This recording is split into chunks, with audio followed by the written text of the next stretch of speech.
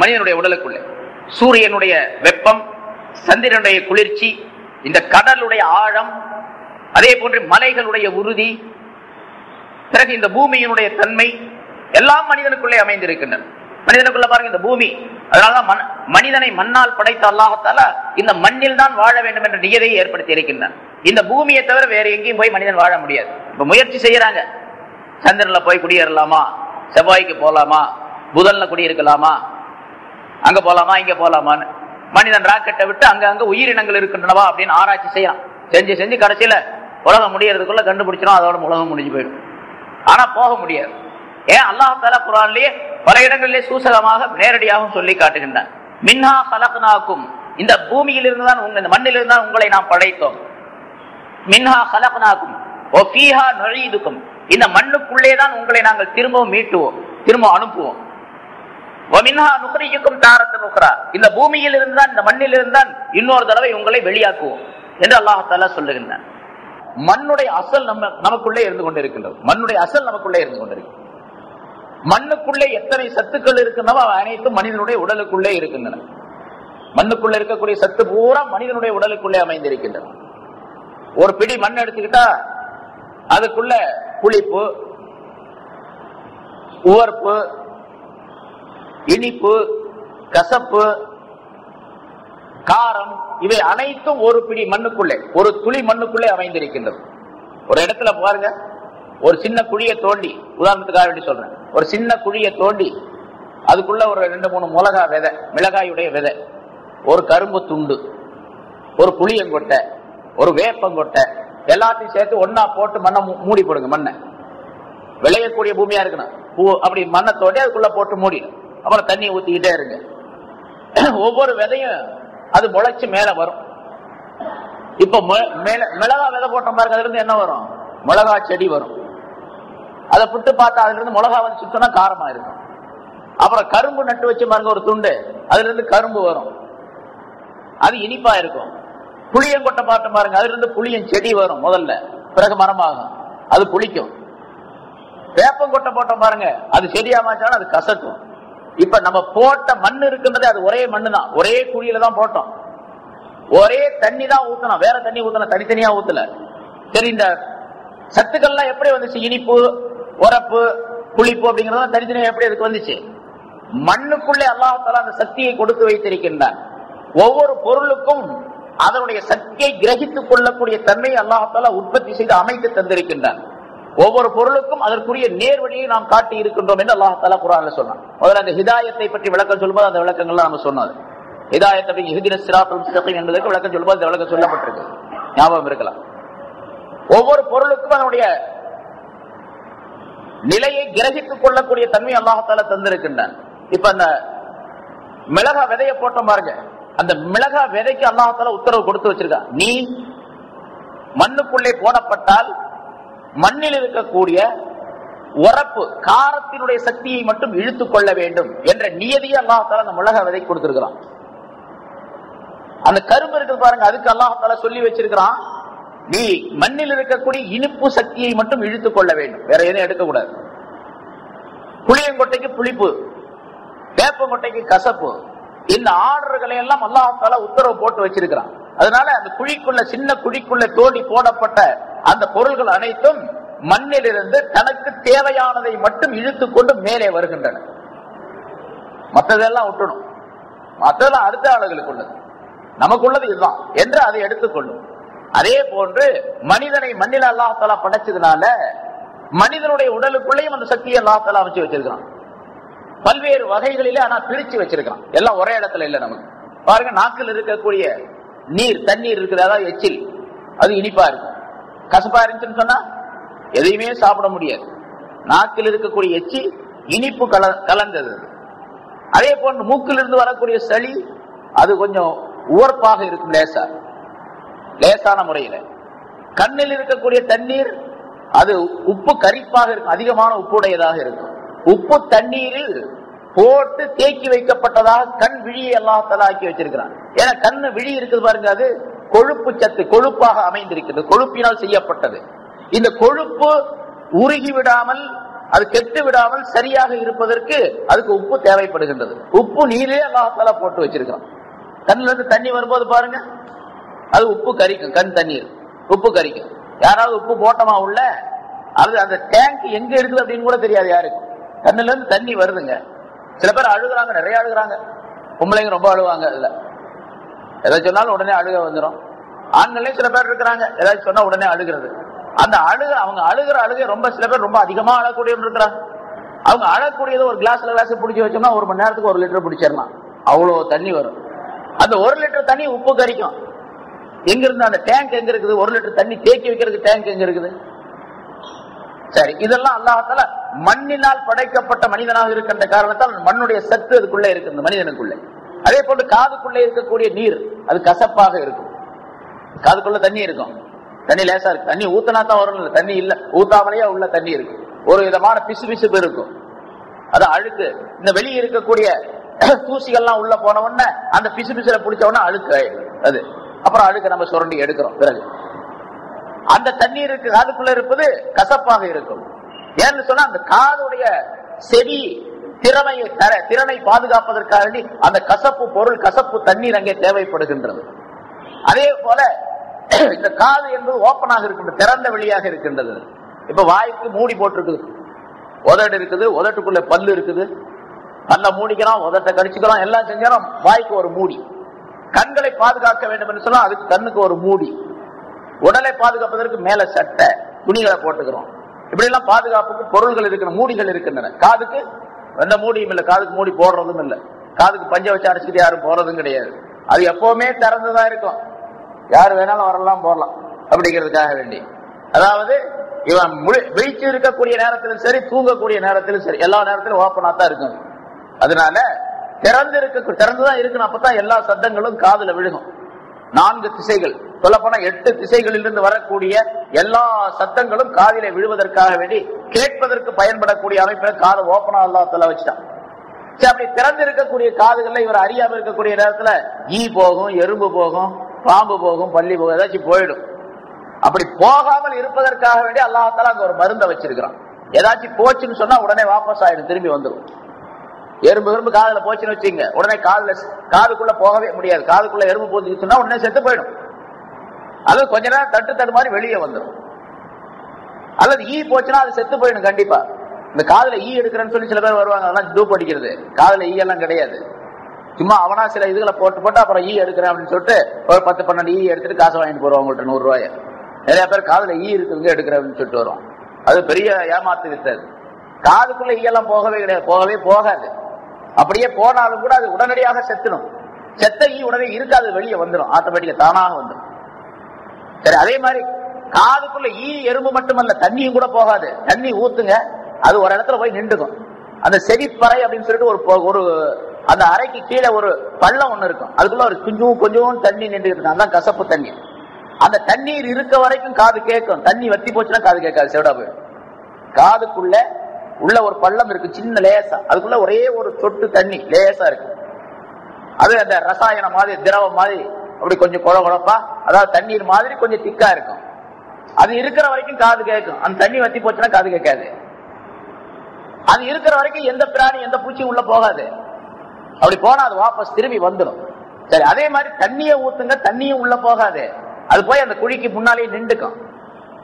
நீங்க குளத்துல குளிக்கிறவங்களா இருந்தா தெரியும், ஆத்துல குளத்துல குளிச்சீங்கன்னு சொன்னா அப்படி உள்ள முக்குழி போட்டு எழும்பும் போது சமயத்துல காதுல தண்ணி பூந்துக்கும்.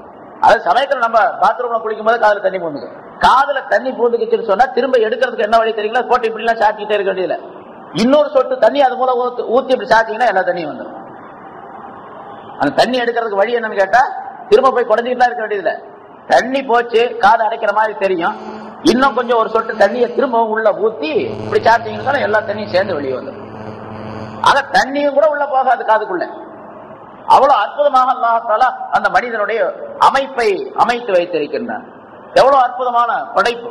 இப்படியே ஒவ்வொன்றா சொல்லிக்கிட்டே போலாம். கண்ணு, காது, மூக்கு, வாய், இப்படி ஒவ்வொன்றுக்கும் தனித்தனியான அம்சங்களை அல்லாஹ் தஆலா கொடுத்திருக்கின்றான். ஹலகக்கும், உங்களை படைத்தான் என்று அல்லாஹ் தஆலா சொல்லுவதன் மூலமாக இந்த எல்லா கருத்தையும் அல்லாஹ் தஆலா சொல்லி காட்டுகின்றான்.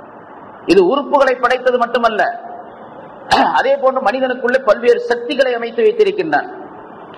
உள்ளுறுப்பு வெளி உறுப்புகள் என்று பல உறுப்புகள் அமைந்திருக்கின்றன. வெளி உறுப்புகள் இப்ப கண்ணு, காது, மூக்கு, வாயு, கை, விரல், அதில் இருக்கக்கூடிய நகங்கள், அமைப்புகள், இந்த மூட்டுகள், எலும்புடைய ஜாயின்ட்ஸ்கள், இதெல்லாம் வந்து பல்வேறு விதமான ஞாபகத்துகள் மனிதனுக்கு கொடு. எல்லா விரல் இருக்கு, 5 விரல், விரல் மட்டும் இருந்தா போதுமா? விரல்ல இந்த ஜாயின்ட்ஸ் இருக்கணும், இப்படி வளைக்கிறதுக்காக வேண்டி 1, 2, 3 வளைவு, 3 ஜாயிண்ட் வச்சு அல்லாஹ் இந்த விரலை படைச்சிருக்கிறான். இந்த 3 ஜாயிண்ட் இல்லைங்க, ஜாயிண்டே இல்லாம இருந்துச்சுன்னு வச்சுங்க, இந்த விரல் எப்படி இருக்கும்? இப்படி நேராவே நிக்கணும். நேரா நினைச்சா ஒண்ணுமே செய்ய முடியாது. நேரா அப்படி விரல் நேராவே நிக்கணும். சாப்பிட முடியாது, தண்ணி எடுத்து குடிக்க முடியும். நேரா இருந்துச்சுன்னா கிளாஸ் எப்படி தூக்குறது? இப்படி வளைஞ்சா தான் தூக்க முடியும், இல்லாட்டி தூக்க முடியாது. அப்ப வளையறதுக்கு ஜாயிண்ட்ஸ் தேவை. சரி, ஜாயிண்ட் 3 கொடுத்துருக்கான், 3ல 2, 1 இல்ல 2 தான் இருந்துச்சுன்னு வச்சுங்க, அப்பவும் தூக்க முடியாது, செய்ய முடியாது. எழுத முடியாது, பேப்பரை புரட்ட முடியாது, எதுவுமே செய்ய முடியாது. விரல் இருந்தா மட்டுமே அது விரல் ஜாயிண்ட்ஸ் இருக்கணும். அந்த மடிக்கக்கூடிய தன்மை இருக்கு, அதுல இருக்கணும். சில நேரங்கள்ல அடிபட்டு கையில மடக்க முடியாம ஆயிருது பாருங்க. இப்ப எவ்வளவு கஷ்டப்படுறோம். ஏதாச்சும் ஒரு காயம் பட்டுறது, பேண்டேஜ் போட்டுடுறோம். ஒரு விரலை மட்டும் அசைக்க முடியல, நேரா வச்சுக்கணும். இப்ப மற்ற விரல்ல சாப்பிடுறது எடுக்கிறதுன்னு சொன்னா ரொம்ப கஷ்டம். 4 விரல்ல ஒரு விரல்ல நீட்டிக்கிட்டே இருந்துச்சுன்னு சொன்னாவே கஷ்டம். 5 விரலும் அப்படியே இருந்துச்சுன்னா என்ன ஆகும்? இதெல்லாம் அல்லாஹ் தஆலாவுடைய ஹில்கத், படைப்பினுடைய அற்புதம். அல்லாஹ் தஆலா படைத்திருக்கக்கூடிய அற்புதம். இதே போன்று மனிதனுடைய உள்ளுறுப்புகள் பலவற்றை அல்லாஹ் தஆலா அமைத்து வைத்திருக்கின்றான். வெளி உறுப்புகள் பல, உள்ளுறுப்புகள் பல இருக்கின்றன. அதாவது இந்த நுரையீரல், கல்லீரல், அதுக்குள்ள என்னென்னமோ அந்த ஆட்டுக்கு நம்ம பாக்குறோம் என்னென்ன இருக்குது, எல்லாத்தையும் வாங்கி சாப்பிடுறோம் நம்ம. அதெல்லாம் மனிதனுக்குள்ளேயும் இருக்கின்றன. கல்லீரல், இந்த கல்லீரலை பற்றி ஒரு அற்புதமான கல்லீரல் மனிதனுக்கு, அந்த கல்லாக, அதாவது ஈரல் சொல்றோம்ல, சாப்பிட ஈரல் அப்படின்னு சொல்லி கடிச்சு சாப்பிடுறோமா இல்லையா, அதே மாதிரி மனிதனுக்கு அது கல்லீரல். அசல் அந்த ஈரல்ங்கிறது ரத்தம் தான், உறைந்து விட்ட ஒரு ரத்த கட்டியது, அது சதை மாதிரி இருக்குது, அது கல்லீரல் அப்படின்னு நம்ம சொல்றோம். அது மனிதனுடைய உடலுக்கு தேவையான ஸ்டார்ச், அதாவது புரத சத்துக்கள், அந்த சத்துக்களை தேக்கி வைத்து மனிதனுடைய உடலுக்கு வழங்கக்கூடிய ஒரு தன்மையை அந்த கல்லீரலுக்கு அல்லாஹ் தஆலா தந்திருக்கிறார். கல்லீரலுக்கு அல்லாஹ் தஆலா கொடுத்திருக்கார். இங்க இருந்து வேகமா ஒருத்தர் ஓடுறாரு, ஓடுறதுக்கு காலில் சக்தி வேணும், ஓடணும்னா காலில் சக்தி வேணும். அப்படி அந்த சக்தியை கொடுக்கக்கூடிய அந்த தன்மையை, அதாவது குளுக்கோஸ் அப்படின்னு சொல்லப்படும் சக்தி, மனிதனுடைய உடலுடைய உறுப்புகள் இயங்குவதற்கு தேவையான சக்தியை கொடுப்பது, அந்த சக்திக்கு பேர் குளுக்கோஸ். குளுக்கோஸ் சாப்பிடுறமா, குளுக்கோஸ் அவருக்கு எதோ உடம்புல சக்தியே இல்லைங்க, கொஞ்சம் குளுக்கோஸ் ஏத்துங்க அப்படிங்கிறாங்க. அப்ப குளுக்கோஸ் எதுக்கு ஏத்துறாங்க? அந்த குளுக்கோஸ் என்பது ஒரு சக்தியாக மாறுகின்றது. மனிதனுடைய உடல் உறுப்புகளுக்கு தேவையான சக்தியை அது கொடுக்கின்றது. அந்த குளுக்கோஸ் அதாவது அந்த கல்லீரல் மூலமாக அது உற்பத்தி செய்யப்படுகின்றது. அந்த கல்லீரல் தன் கைவசத்திலே ஒரு சக்தியை வைத்திருக்கின்றது.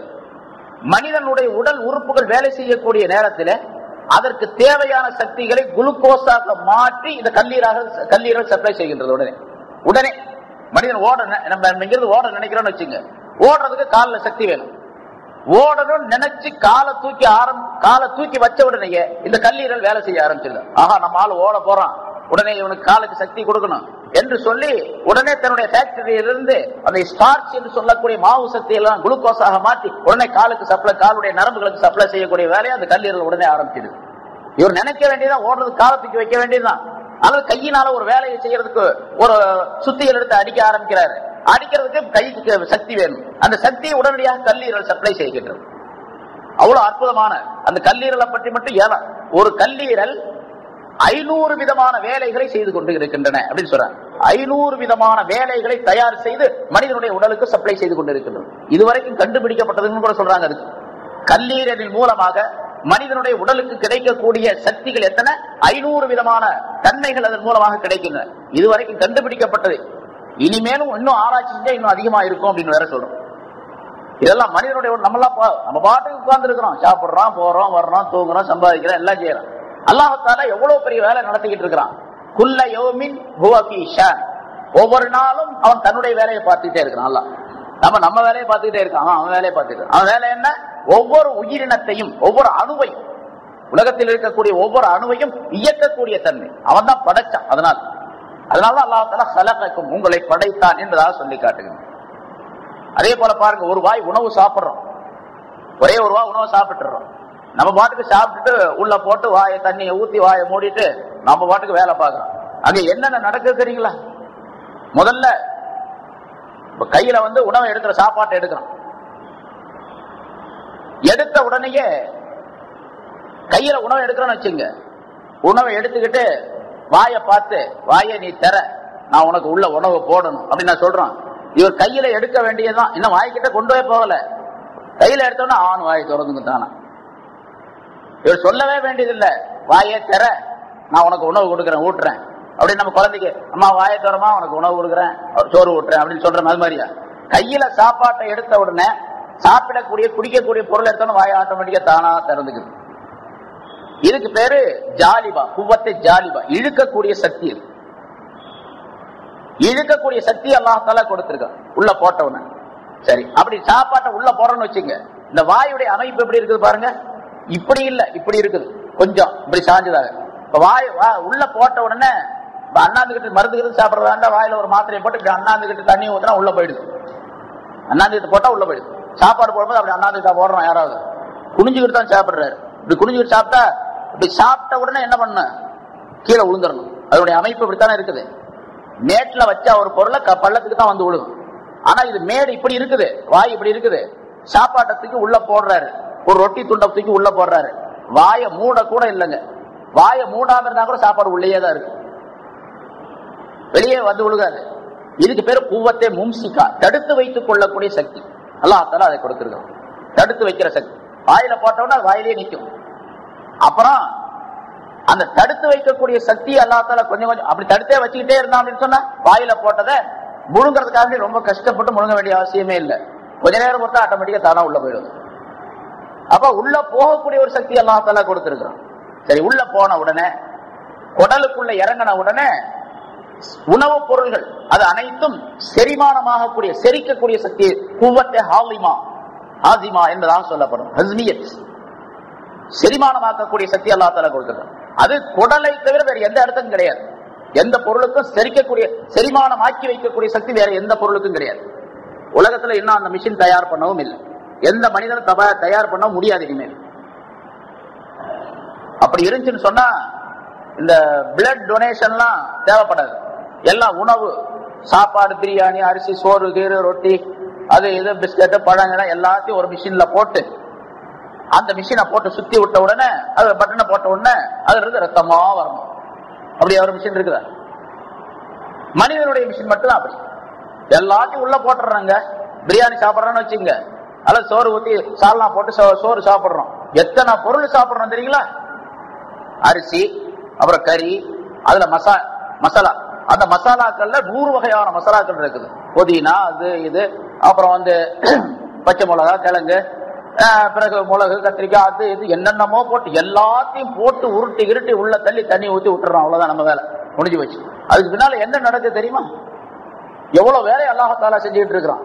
எல்லாத்தையும் போட்டு தண்ணியை ஊத்தி முடிச்சு போட்டா அல்ஹம்துலில்லாஹ் அப்படின்னு சொல்லிட்டு, கொஞ்சம் பேர் தான் சொல்றாங்க அல்ஹம்துலில்லாஹ் கூட சொல்லிட்டு படுத்துக்கிறான். அவ்வளவுதான், முடிஞ்சு போச்சு. பிறகு அது அல்லாஹ் தஆலா பாருங்க, அதை செரிக்க வைக்கிறான்.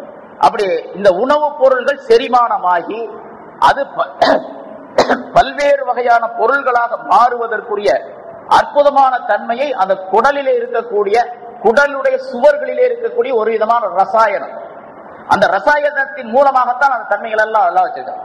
இந்த பொருள்கள் எல்லாம் செரிமானமாகி சில கொஞ்சம் பகுதி ரத்தமாக மாறுது, சிலது பித்தமாக மாறுது, கொஞ்சம் சளி, கொஞ்சம் கழிவு, சிலது சிறுநீர், சிலது மலம், இப்படி பல்வேறு வகையான பொருளாக மாறுது. மனிதனுடைய தலையிலிருந்து கால் வரைக்கும், உச்சந்தலையிலிருந்து உள்ளங்கால் வரைக்கும் உள்ள பல்வேறு பகுதிகளுக்கு சப்ளை செய்யப்படக்கூடிய பொருள்களாக அந்த ஒரே ஒரு கவலம் உணவாக இருந்தாலும் சரி மாறி, ரத்தமாக, பித்தமாக, சளியாக, கோழையாக, இன்னும் என்னென்ன பொருள்கள் உடலுக்குள்ள இருக்கு அத்தனை பொருள்களாகவும் அது மாறிடுது. இப்ப அந்த பொருள்களாக மாறின பின்னால உடலுக்குள்ள போட்டாச்சுங்க, எல்லாம் மாறிடுச்சு. ரத்தமாக ஒரு பகுதி, வேற மலம், ஜலம், இப்படி எல்லாம் மாறிடுச்சு. அப்படி மாறினது ஒரே இடத்துல இருக்குதா? எந்தெந்த டேங்குக்கு எது எது போய் சேர வேண்டுமோ அதையெல்லாம் போயிடுது. அது குவத்தே முமையிஸா, பிரித்தெடுக்கக்கூடிய சக்தி. தனித்தனியாக பிரிச்சு அனுப்பிடுது. மூத்திரத்தை மூத்திர பைக்கு அனுப்பிடுது. மலம் மலக்குடலுக்கு போயிடுது. ரத்தம் நரம்புகளிலே ஊடுருவி ஓடிக்கொண்டிருக்கின்றன, எல்லா ரத்தம், எல்லா பகுதியிலும். அதே மாதிரி இன்னும் என்னென்ன பொருள் இருக்கோ அதெல்லாம். சளி, நெஞ்சில வைக்கக்கூடிய சளி வேற, தலையில வைக்கக்கூடிய சளி வேற. தலையில சளி வச்சுட்டா அது மூக்குல வரும், நெஞ்சில சளி வச்சுட்டா அது வாயால வெளியே வரும். மாறு சளி அப்படின்னு சொல்ற நெஞ்சு சளி, எனக்கெல்லாம் அப்படித்தான் நிறைய இருக்குது, அடைச்சிக்குது அடிக்கடி. தலையில சளி வச்சுச்சுன்னா அதான் ஜலதோஷம், ரொம்ப அதிகமா போச்சுன்னா அது ஜலதோஷம், இல்லைன்னா கட்டி கட்டியா வரும். எப்படியோ தலையில ஒரு வகையான சளி அது வேற, நெஞ்சில வைக்கக்கூடிய சளி அது வேற, அது ஒரு வகை. நெஞ்சில் இருக்கக்கூடிய சளி இருக்குது பாருங்க, அது உப்பு கைக்காது. தலையில இருக்கக்கூடிய சளி இருக்கு பாருங்க, மூக்கோலி வச்சா உப்பு கறிக்கும். அது வேற சளி வகை, இது வேற சளி வகை. ரெண்டு பேரும் சளி தான் சொல்லுவோம், ஆனா வேற வேற. அப்புறம் கோழை அப்படின்னு ஒன்று இருக்குது, அது கொல கொலன்னு வரும். அது இந்த சளியும் அல்ல அந்த சளியும் அல்ல, அது ஒரு வகை. இப்படி பல்வேறு வகையான பொருள்களாக மாற்றம் பெறுகின்றன நாம் சாப்பிட்ட அந்த உணவுகள் எல்லாம். சரி, இப்ப குவத்தை முமையித பிரித்தெடுக்க, அப்படி பிரித்து தனித்தனியாக அப்படியே நிக்காம ரத்தம் பித்தம் சளி மலம் ஜலம் அப்படின்னு தனித்தனியா வந்துருச்சு. அது அதுக்கு அனுப்பணுமே, அதுக்கு ஒரு சக்தி குவத்தை ஜாதிவா இழுத்து செல்லக்கூடிய சக்தி, ஒவ்வொன்றையும் அதனுடைய டேங்குக்கு கொண்டு போய் சேர்க்கக்கூடிய சக்தி ஒன்று.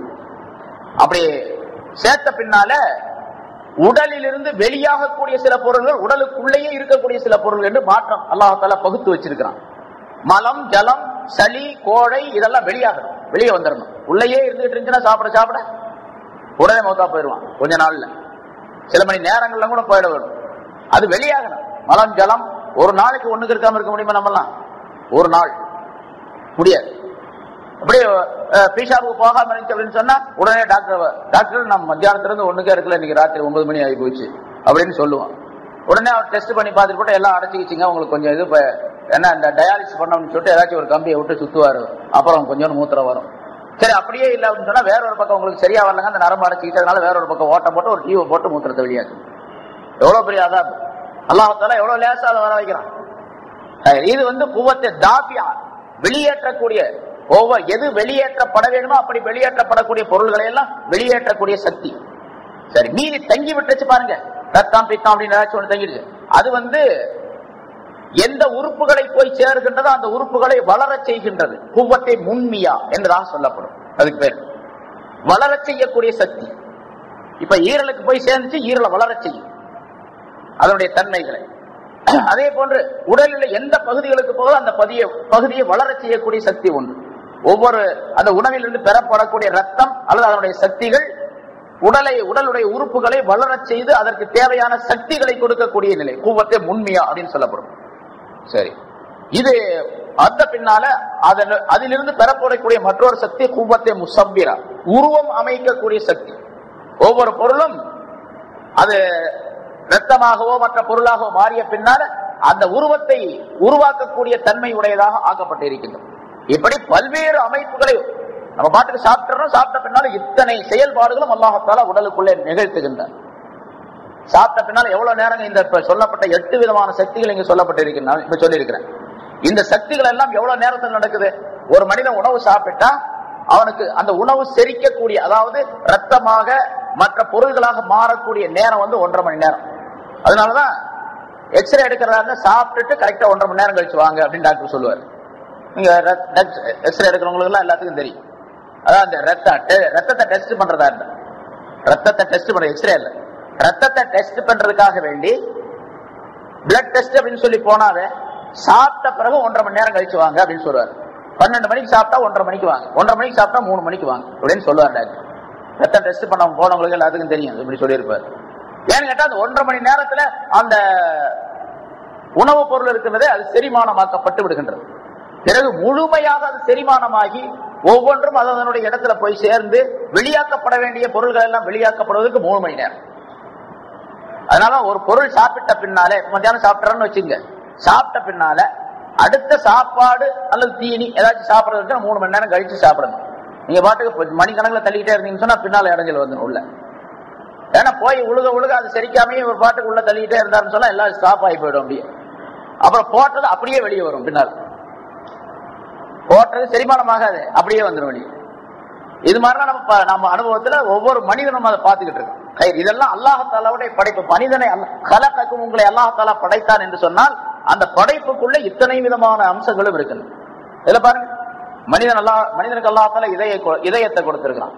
இந்த இதயத்தின் மூலமாக சிந்திக்கக்கூடிய சக்தி அல்லாஹாலா வச்சிருக்க. இந்த இதயம் அல்ல, இதயம் என்பது ஒன்று இருக்கின்றது மானசீகமான முறையில், அதுல சிந்திக்கக்கூடிய சக்தி. ஆனால் மனிதனுடைய உடலுக்கு ரத்தம் கட்டாயம் தேவை, ரத்த ஓட்டம் இருக்க வேண்டும்.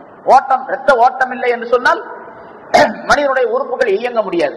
இப்ப காலுக்கு ரத்த ஓட்டம் இல்லைன்னு சொன்னா வீங்கிக்கும், கால் வீங்கிடும். அதே மாதிரி ஒவ்வொரு உறுப்புலையும் ரத்த ஓட்டம் இல்லைன்னு சொன்னா இயக்கம் பெறாது, எந்த விதமான இயக்கம் அசைவும் இருக்காது. அப்படிப்பட்ட ஒரு நிலை ஏற்பட்டுவிடும். சரி, அந்த ரத்த ஓட்டத்தை நரம்புகள் முழுவதற்கும் சப்ளை செய்யக்கூடிய, வேகமாக பம்ப் செய்து அனுப்பக்கூடிய ஒரு தன்மையை அல்லாஹ் தஆலா இந்த இதயத்திற்கு கொடுத்திருக்கிறான். இதயத்துல மேல 2 வால்வு, கீழே 2 வால்வு. உடலில் இருக்கக்கூடிய அந்த ரத்த மேல் வழியாக அந்த 2 பைப் வழியாக போய் அதை பம்ப் செய்து கீழே உள்ள 2 வால்வு வழியாக அது வெளியாக்கி நரம்பு முழுவதுக்கும் அது சப்ளை செய்யறது, வேகமா ஓட வைக்குது. அப்பதான் அந்த ரத்தம் பூரா ஓடும் பொழுது உடல் முழுவதும் பரவி அதன் மூலமாக உடல் முழுவதற்கும் ஒரு சக்தி அல்லாஹ் தஆலா அந்த ரத்தத்தின் மூலமாக கொடுக்கின்றார். சரி, அப்படி இந்த பம்ப் செய்யக்கூடிய நிலை, அந்த இதயம் பம்ப் செய்து பாருங்க எவ்வளவு வேகமா செயல்படுதுன்னு பாருங்க. ஒரு வினாடிக்கு, ஒரு நிமிஷத்திற்கு அதாவது 60 வினாடி, ஒரு நிமிஷத்திற்கு 6 லிட்டர் ரத்தத்தை அது சுத்தம் செய்து அனுப்புகின்றது. 6 லிட்டர் ரத்தம். நம்மளால ஒரு மிஷினை வச்சு கூட 6 லிட்டர் ரத்தத்தை சுத்தம் செய்து உடனடியாக அனுப்ப முடியாது. ஃபில்டர் செய்துங்க 6 லிட்டர் ரத்தத்தை ரிஃபைனர் பண்ணி உடலுக்கு அனுப்பக்கூடிய ஒரு தன்மையை, அற்புதமான நிலையை அல்லாஹ் தஆலா இதயத்திற்கு கொடுத்து வைத்திருக்கின்றார். 2 நரம்பின் மூலமாக, 2 பைப்பின் மூலமாக, அதான் நரம்பின் மூலமாக ரத்தம் போகுது. ஒரு நிமிஷத்திற்கு 6 லிட்டர் ரத்தம் உள்ள போயிட்டு வெளியே வருது. இப்படி வெளியே அந்த போகக்கூடிய ரத்த குழாய்கள் இருக்குது பாருங்க, நரம்புகள், அதுல ஏதாச்சும் கொழுப்பு அடைச்சிக்கிச்சு அப்பதான் ஹார்ட் அட்டாக் அப்படின்னு சொல்றாங்க. கொழுப்பு அடைச்சிக்கிச்சுன்னு சொன்னா அந்த கொழுப்பு அடைச்சிக்கிறதுக்கு பேர் தான் கொலஸ்ட்ரால் அப்படின்னு சொல்றது. ரத்தத்துல கொழுப்பு சத்து அதிகமாக போய் அது அந்த குழாயினுடைய நரம்பினுடைய சுவர்களிலே அடைத்துக் கொண்டால் வேகமாக போகக்கூடிய ரத்தம் தடைபட்டு நின்றும், அல்லது கொஞ்சம் கொஞ்சமா போகும், ஓட்ட சின்னதா இருக்கும். அப்போ ரத்தம் அந்த கொழுப்பு வந்து அடைச்சிக்கும். அந்த கொழுப்பு அடைக்காம பாத்துக்கணும். கொழுப்பு அடைக்காம பாத்துக்கிறதுக்கு என்ன பண்றது? ஏதாச்சும் ஊசி விட்டு குத்திட்டேவா இருக்க முடியும் வெளியே இருந்து? அதெல்லாம் ஒண்ணுமே பண்ண முடியாது. அப்படி கொழுப்பு அடைக்காம பாத்துக்கிறதுன்னு சொன்னா ரசூலுல்லாஹி ஸல்லல்லாஹு அலைஹி வஸல்லம் எப்படி சாப்பிட சொன்னாங்களோ அப்படி சாப்பிடணும். அப்பதான் கொழுப்பு அடைக்காம இருக்கும்.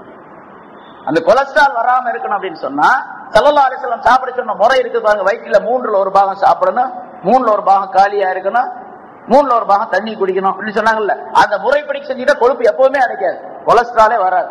கொலஸ்ட்ரால் வரல அப்படின்னு சொன்னா ஹார்ட் அட்டாக்கே வராது, பிரச்சனையே இல்லை.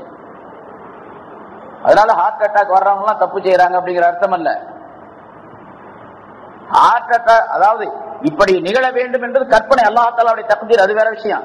ஆனா நம்ம ஒழுங்கான முறையில் நடந்து கொள்ள வேண்டியது நம்முடைய கடமை, ஸல்லல்லாஹு அலைஹி வஸல்லம் சொன்ன முறை.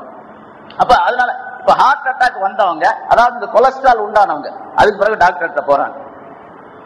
இந்த மாதிரி எனக்கு அடைப்பு ஏற்படுது, திடீர்னு மூச்சு நிக்குது, ஒரே மாதிரி வந்து நான் திணறுது, எனக்கு மூச்சு திணறுது அப்படின்னு சொன்னா அவர் உடனே டெஸ்ட் பண்ணி பார்த்து போட்டு உங்களுக்கு கொலஸ்ட்ரால் ஏற்பட்டு போயிருக்குது, அதனால நீங்க கொஞ்சம் ஜாக்கிரதையாக உணவு கட்டுப்பாடோட இருங்க அப்படின்னு சொல்லிடுறாரு. டயட் கண்ட்ரோல் அப்படின்னு சொல்லிட்டு அவர் காலையில 2 இட்லி 150 கிராம், மத்தியானத்துக்கு 200 கிராம் சாப்பாடு, ராத்திரிக்கு ஒரே ஒரு இட்லி, இவ்வளவுதான் சாப்பிடணும் அப்படின்னு சொல்றாரு. அப்புறம் அதுக்கு பின்னால இது ஏன்னு ஒரு அதே மாதிரி சாப்பிடுறாரு. அப்புறம் கொலஸ்ட்ரால் எல்லாம் போயிடுது, நம்ம பாக்குறோம். அல்லது ரொம்ப கொலஸ்ட்ரால் ஏற்பட்டு போய் ரொம்ப அடைச்சிக்கிச்சு அப்படின்னு சொன்னா உடனே ஆபரேஷன் பண்ணுங்க, வேற வழியே கிடையாது அப்படின்றாரு. உடனே 1 லட்ச ரூபா 1.5 லட்ச ரூபா செலவு பண்ணி அப்புறம் ஆபரேஷன் பண்றாங்க. நரம்புல அடைச்சிருந்துச்சு, அந்த அடைச்சிருக்க பகுதியை வெட்டி துண்டாக தூக்கி வெளியே போட்டு வேற ஒரு நரம்பை எடுத்து ஒட்ட வச்சு அதை ஜாயின் பண்ணி விட்டுறாங்க. அதுக்கு பிறகு பைபாஸ் ஆபரேஷன் அப்படின்னு சொல்றது. அல்லது இந்த போகக்கூடிய நரம்புல அடைப்பு இல்ல, வரக்கூடிய நரம்புல அடைப்பு இருக்குது, அதான் வால்வுல அடைச்சிக்குது, வால்வு கட்டு போச்சு அப்படின்னு சொல்றது. அப்புறம் வால்வை பிடிச்சி அறுத்து போட்டு வேற ஒரு மாதிரி ஒட்ட வைக்கிறது. இதெல்லாம் பெரிய ஆதார் கயிறு. இங்க அல்லாஹ் தஆலா படைத்தான், ஹலக உங்களை படைத்தான் அப்படிங்கிற சொல்றதுல எவ்வளவு படைப்பில அல்லாஹ் தஆலா எவ்வளவு பெரிய அற்புதத்தை நிகழ்த்துகின்றான் அப்படின்னு சொல்றதுக்காக விளக்குவதற்காக உங்களுக்கு இது சொல்லப்படுகிறது. இங்க உஅ்புது ரப்பக்குமுல்லதீ ஹலகக்கும், உங்களை படைத்தானே அந்த உங்களுடைய ரப்பை நீங்கள் வணங்குங்கள் என்று அல்லாஹ் தஆலா சொல்லுகிறான். இப்ப அல்லாஹ்வை ஏன் வணங்கணும் அப்படின்னு நம்ம தெரிஞ்சுக்கலாம். அல்லாஹ் ஏன் வணங்கணும்? எவ்வளவு அற்புதமான நிகழ்ச்சிகள் அல்லாஹ் தஆலா நமக்கு கொடுத்துக்கிட்டே இருக்கிறான், எவ்வளவு பாக்கியங்களை தர்றான். அல்லாஹ் தஆலா தன்னை வணங்கும்படியாக சொல்லக்கூடிய இந்த ஆயத்தில் மனிதர்களை படைத்து அவர்களை படிப்படியாக வளர்க்கக்கூடிய தன்மைகளை சுட்டிக்காட்டி அப்படிப்பட்ட அல்லாஹ்வை உங்களுடைய ரப்பை நீங்கள் வணங்குங்கள் என்பதாக குறிப்பிடுவது அல்லாஹ் தஆலா ஒருவன் இருக்கின்றான் என்பதையும் அவனை தவிர வேறு யாரையும் வணங்கக்கூடாது, அவனைத்தான் வணங்க வேண்டும் என்பதையும் சுட்டிக்காட்டுகின்றது. அப்படிப்பட்ட நல்ல தௌஃபீகை அனைவருக்கும் அல்லாஹ் தஆலா தந்தருள்வாராக.